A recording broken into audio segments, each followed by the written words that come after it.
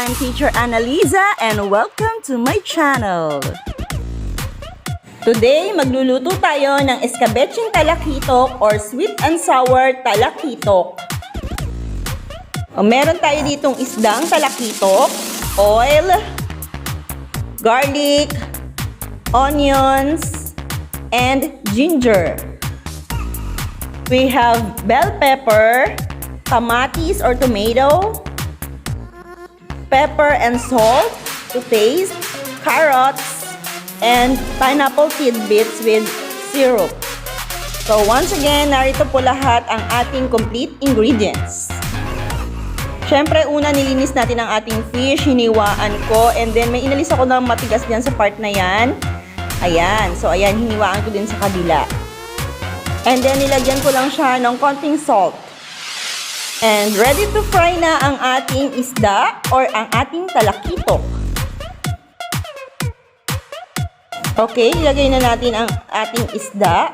Ayan, muntik pa yung hindi magkasya sa ating kawali.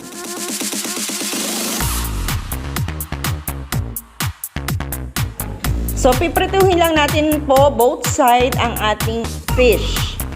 Napakadali lang po ng dish natin ngayon.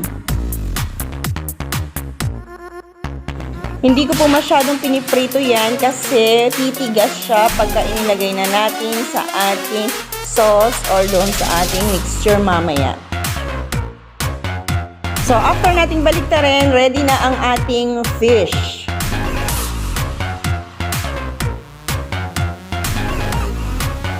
So, kung napapansin ninyo po kung saan tayo nagprito kanina, doon din po tayo magigisa ngayon. So, una kong inilagay ang ating onions.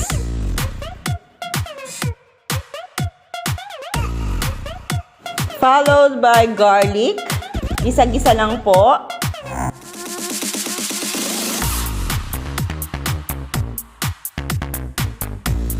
Okay, isunod natin ang ginger. Ayan, gisahin lang nating mabuti para masarap po ang ating niluluto kapag ginisa itong mabuti. Kadalasan po kasi nasa paggigisa po ang sikreto kung bakit masarap ang ating mga niluluto.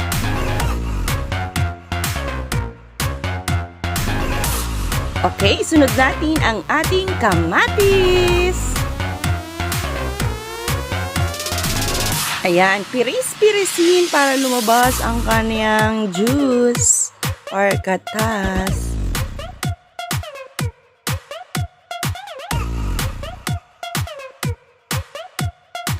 And this time, ilagay na natin ang ating carrots.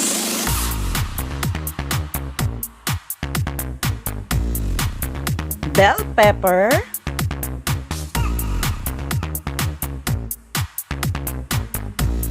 Isunod na rin natin ang ating pineapple tidbits with syrup.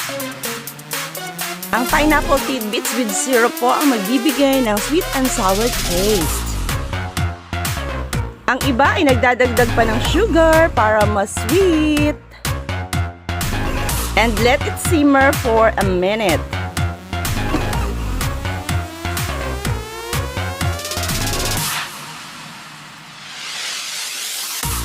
And this time, pwede na nating i-add ang ating salt and pepper to taste.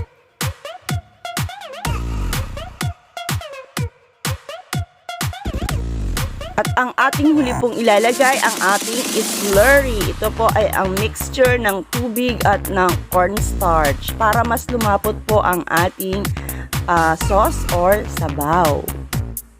Okay, yung iba po nagdadagdag pa ng konting water para medyo mas masabaw. Pero ako po gusto ko ganyan lang. Ayan, haluin lang mabuti and tapos na ang ating dish. Ganun lang po yan kadali.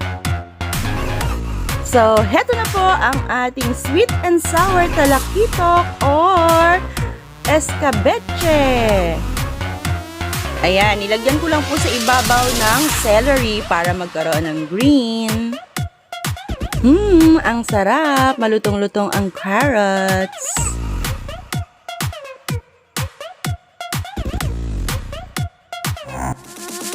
Heto pong muli ang ating complete ingredients ng Escabecheng Talakitok or sweet and sour fish. O magpasikat na kay Mister na marunong na kayo magluto ng escabeche or sweet and sour. Thank you for watching guys. God bless. Bye!